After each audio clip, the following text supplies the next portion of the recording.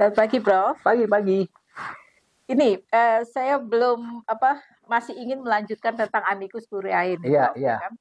Kita lihat bahwa ada satu bentuk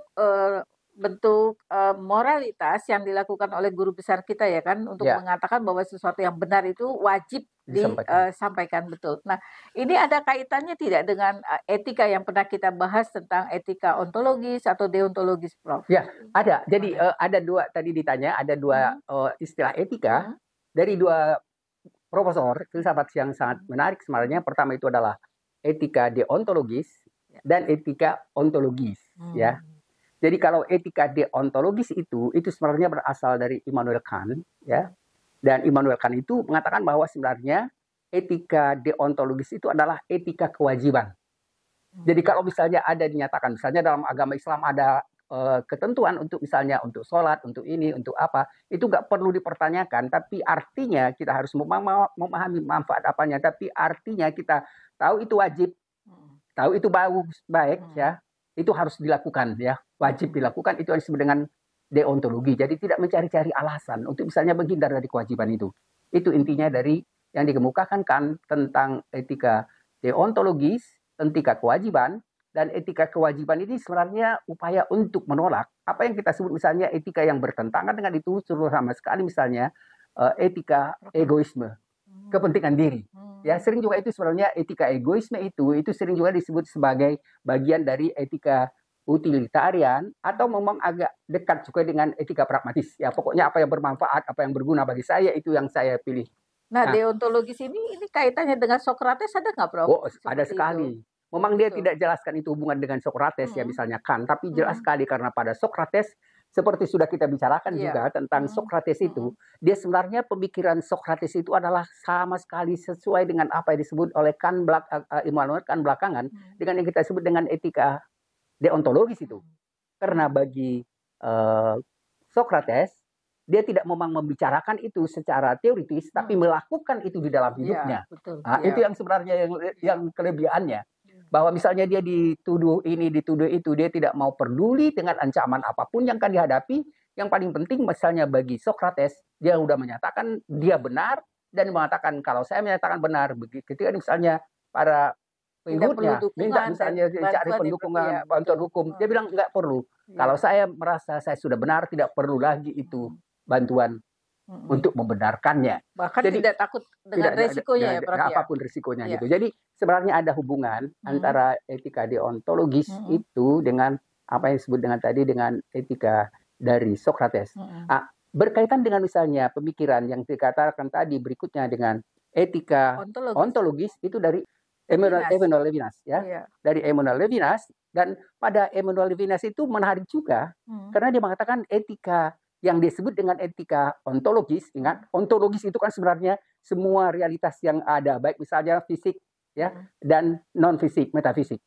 Tindakan yang kita berbuat, pikiran yang kita buat, ya, itu juga sebenarnya dia mengatakan bahwa semua tindakan kita, semua misalnya apa yang bisa kita lakukan dan pikirkan sebaiknya itu adalah berkaitan dengan permasalahan etik.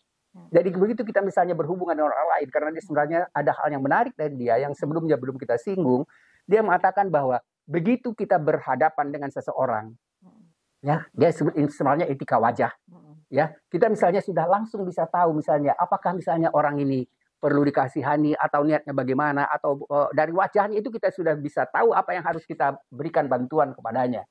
Itu yang disebut sebenarnya salah satu yang menarik dari pikiran Emmanuel Levinas ketika dia misalnya mengatakan etika deontologis itu.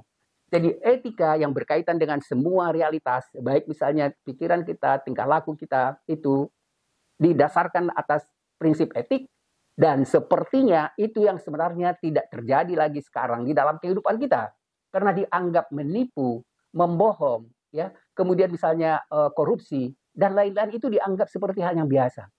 Dan kita heran sekali kalau misalnya banyak pejabat, atau misalnya anggota DPR, itu menganggap itu halal semua.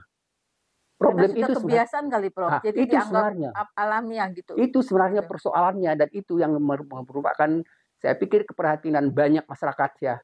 Banyak misalnya guru besar, banyak misalnya ibu-ibu, banyak misalnya generasi muda yang mulai misalnya mereka melihat adanya ketidakbenaran di dalam kehidupan kita sehari-hari berkaitan dengan permasalahan etik ini, moral ini. yang sudah memang seperti hilang.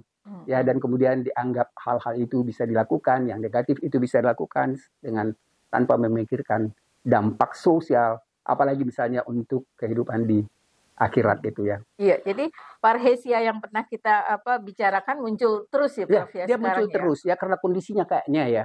Kondisi parhesia yang dikemukakan oleh Socrates itu seperti hidup ya dengan bentuk lain dan situasi yang sebenarnya hampir 2500 tahun. Karena ada kebenaran yang dibusukan atau mati Prof. Jadi itu menjadi hidup lagi ya Prof ya. Kembali.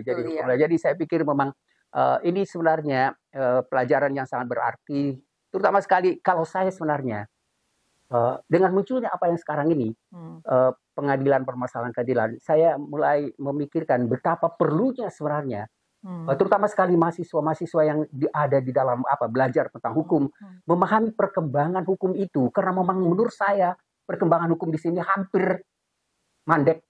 Dan semuanya mereka masih harus tetap sepertinya berdiri pada atau memegang teguh paradigma positivisme itu, sementara sebenarnya sudah ada perkembangan yang sangat luar biasa. Saya sebenarnya pengen sekali kita melakukan sedikit penjelasan tentang permasalahan hukum, paradigma hukum itu yang mulai berkembang dari positivisme hukum, critical legal theory, postmodern era theory, dan kemudian sekarang berkembang apa yang disebut sebenarnya transnasional legal theory. Ya, itu sebenarnya yang saya lihat sekarang yang tidak muncul sama sekali di dalam diskusi-diskusi akademis atau profesor atau hukum segala macam itu yang berkaitan dengan sekarang dengan pembicaraan tentang permasalahan pengadilan di MK itu ya, mahkamah. Karena sekarang yang muncul sebenarnya berkaitan dengan itu. Misalnya ada kritik dari misalnya PBB tentang misalnya kritik terhadap keterlibatan misalnya Presiden Jokowi tentang misalnya cawe-cawe. Itu sebenarnya hal yang memang dianggap itu kok aneh.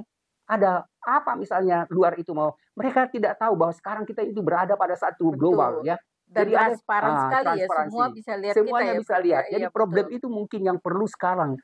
Saya mulai mikir, bagaimana mungkin misalnya kalau saya lihat misalnya ahli-ahli hukum yang mereka menganggap jago itu, tapi tetap masih terkungkung oleh satu paradigma yang sebenarnya itu paradigma abad 19 ya sampai abad 20. Karena itu belum ada perubahan. Belum ada, hampir ya cara berpikirnya. Jadi yang muncul di pengadilan itu sebenarnya sekarang ini di pengadilan di MK itu paling tidak yang muncul ya. Itu sebenarnya seperti dua paradigma berpikir hukum antara positivisme hukum yang mengabaikan atau menolak ada hubungan antara hukum itu, keadilan itu dengan moralitas, ya dengan etik, dan kemudian pada bagian kedua, kelompok yang kedua itu sebenarnya mereka sudah melihat bahwa permasalahan hukum itu bukan hanya permasalahan sifatnya hanya legal formal, tapi berkaitan dengan permasalahan etik, permasalahan sosial, permasalahan konteks sosial budaya, dan itu semuanya menjadi pertimbangan untuk hukum. Apalagi kalau kita sudah masuk pada apa yang saya katakan tadi, transnasional legal theory. Itu sebenarnya kita sudah melihat bahwa secara tidak langsung pun sebenarnya itu kita lakukan misalnya begitu kita bicara tentang misalnya SDGs, ya, bicara tentang lingkungan, kita misalnya mengatasi COVID, itu semuanya sebenarnya sudah permasalahan yang kita sebut berkaitan dengan permasalahan hukum yang transnasional. Ya. Dan pendekatannya juga ya Prof ya. Pendekatannya, cara berpikirnya sudah pasti berbeda. Iya betul. Baik Prof, terima kasih. Terima kasih.